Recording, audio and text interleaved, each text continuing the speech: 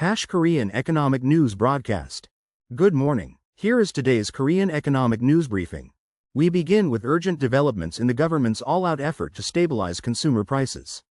Deputy Prime Minister and Finance Minister Gu Yoon-chol announced this afternoon that the third round of oil price controls will take effect from midnight tonight. This decision reflects a comprehensive consideration of rising international crude prices and the need to ease the financial burden on ordinary citizens. The government is implementing this measure as part of a comprehensive task force focused on special management of livelihood prices, with announcements expected at 7 o'clock this evening detailing all containment strategies. The backdrop to these emergency measures is significant inflationary pressure stemming from the Middle East conflict. According to government analysis, without the existing oil price ceiling system, March inflation would have risen by 2.8%. To combat this mounting pressure, the government is pursuing a multi-pronged approach extending far beyond energy alone. Price controls on essential goods are being strengthened, with government oversight of all crisis-prone items.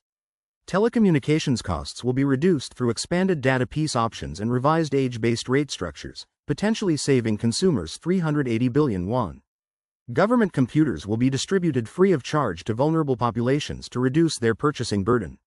The government is also strengthening supervision of private academy tuition fees and has announced plans to release government stockpiles of POLIC beginning the 13th, with supplies continuing through June 30th.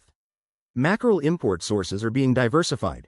Chicken will receive subsidies up to 40% discount, and additional garlic from government reserves, 1,800 tons, will be released to the market. Turning to fiscal conditions, the overall government budget situation reveals mounting challenges. According to the Planning and Budget Ministry's April Fiscal Trends Report released today, the national budget posted a 14 trillion won deficit for the first 2 months of the year.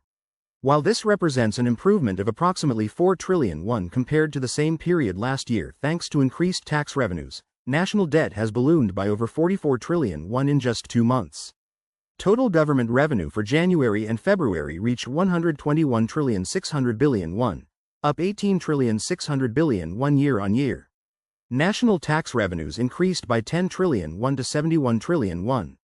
Income taxes, including wages and capital gains, rose by 2 trillion 400 billion won, while value-added tax increased 4 trillion 100 billion won. The stock market boom this year generated an additional 1 trillion 200 billion won in securities transaction taxes. However, total government expenditure reached 128 trillion 700 billion won, creating a consolidated fiscal deficit of 7 trillion 100 billion won. More alarmingly, national debt stands at 1 trillion 304 trillion 500 billion won based on last year's figures, having increased by 129 trillion 400 billion won in just 12 months. The national debt to GDP ratio has already reached 49%, and when first supplementary budget allocations are included, exceeding 50% is anticipated, another record high. This fiscal deterioration occurs against a backdrop of global economic uncertainty. The Middle East conflict has created significant volatility in international financial markets, though this tension appears to be moderating somewhat following news of a ceasefire. Foreign exchange and financial markets have shown signs of stabilizing. However, the government is maintaining vigilance and pledging total commitment to macroeconomic stability and alleviating livelihood burdens. In securities markets, Korean stocks showed weakness today. The Kospi index opened lower, falling 0.66% or approximately 39 points to settle around 5,833. Meanwhile, the KOSDAQ performed relatively better, showing recovery. Foreign investors continued net selling, offloading 249 billion 740 million won in securities. Individual investors and institutional investors provided support, purchasing 20 billion 429 million won and 209 billion 900 million won respectively. By sector, communications stocks advanced 4.87% and chemicals rose 1.99%, while insurance declined 2.17% and construction fell 1.29%. The weakness in Korean equities reflects broader international market pressures. March saw massive foreign capital outflows of $36 billion 500 million from Korean markets, a stark reversal that has pressured the Korean won. Global stock markets have declined on concerns regarding slowing economic indicators and questions about artificial intelligence investment profitability. Major government bond yields worldwide have risen due to inflation worries stemming from elevated oil prices and diminished expectations for interest rate cuts. Regarding the U.S. Federal Reserve's policy outlook, Minutes from the March Federal Open Market Committee meeting revealed that Fed officials are largely aligned on maintaining interest rate stability for the near term. However, some participants discussed the possibility of rate increases if energy prices driven by conflict escalate inflation.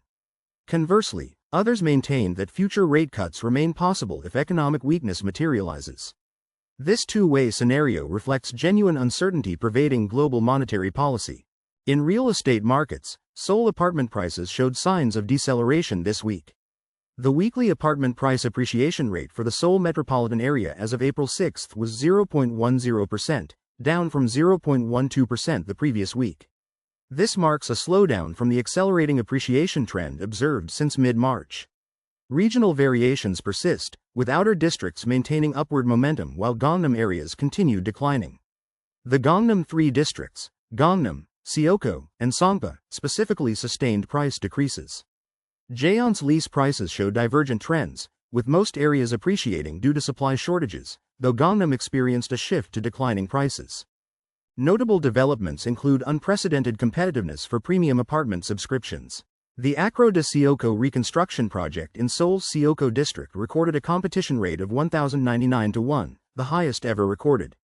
The project produced this year's first perfect score subscription lottery-winning ticket, requiring applicants to be 7-member families with over 15 years of both subscription account tenure and non-property ownership status. In industrial news, battery manufacturers face intensifying global competition.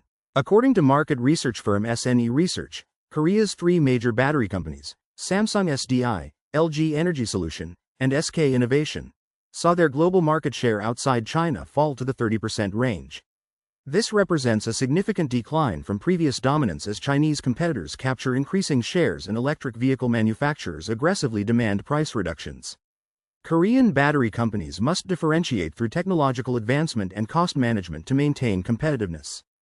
LG's AI Research Institute announced development of Exaone 4.5, a multimodal artificial intelligence model capable of simultaneously understanding and reasoning about both text and images. This system excels at analyzing complex real-world documents including contracts, technical drawings, and financial statements commonly used in industrial applications.